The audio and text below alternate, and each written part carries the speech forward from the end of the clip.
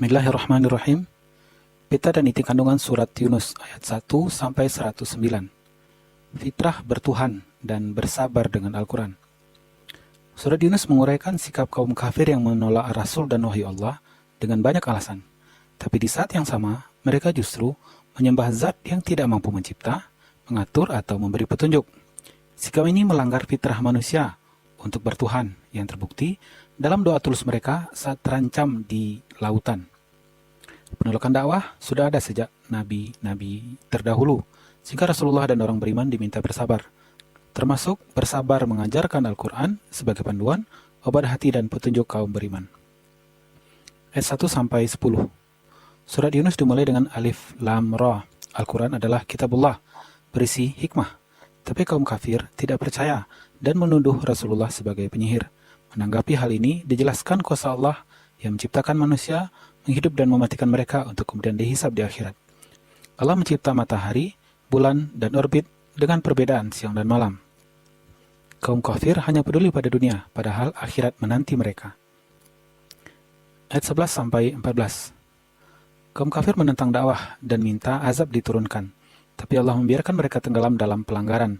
Fitrah suci orang kafir muncul ketika mereka berdoa saat terancam bahaya, tapi ketika selamat, mereka kembali kepada kekufurannya.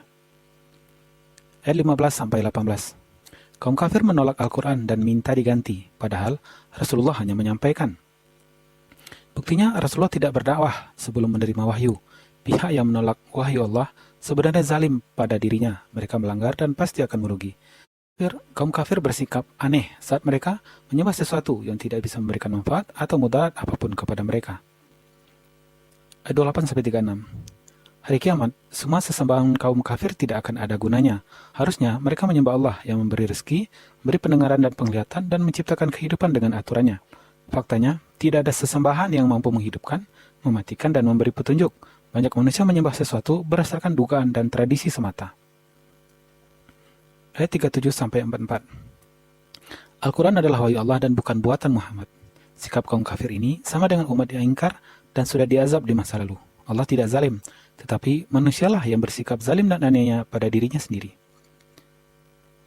Ayat 46-54. Hari kiamat, manusia merasa kehidupan dunia hanya 1 jam. Karena itu, rugilah mereka yang tidak percaya akhirat dan tidak bersiap. Karena inti kehidupan adalah untuk kembali kepada Allah. Kapan ajal datang, semua sudah ditetapkan tanpa bisa dipercepat atau diperlambat. Saat melihat azab, kaum ingkar ingin menembusnya dengan seluruh harta di bumi. Hukuman akhirat itu adil dan tidak ada yang terzalimi. 55-67. Allah penguasa hari kiamat, menghidupkan, mematikan, dan menghisap manusia. Allah memberi mereka Al-Quran untuk pelajaran, obat hati, dan rahmat sekaligus petunjuk. Anugerah Al-Quran lebih baik dari semua yang dikumpulkan manusia.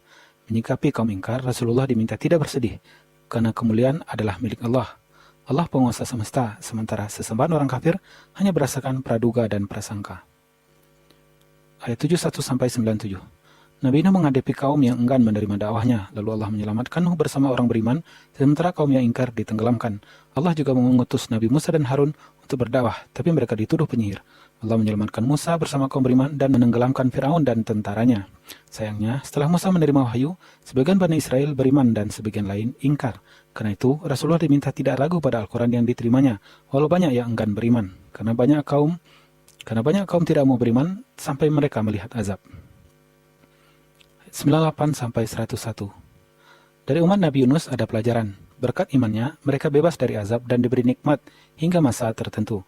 Andai Allah berkehendak, semua penduduk bumi akan beriman. Tapi Rasulullah tidak bisa memaksa. Kebenaran dari Allah tidak berguna bagi orang-orang yang tidak mau berpikir. 108-109. Manusia diingatkan bahwa Al-Quran adalah petunjuk. Siapa yang mengikutinya akan beruntung. Dan mereka yang berpaling akan menerima akibatnya. Rasulullah dan kaum beriman disuruh mengikuti Al-Quran dan bersabar sampai Allah memberikan akhir terbaik.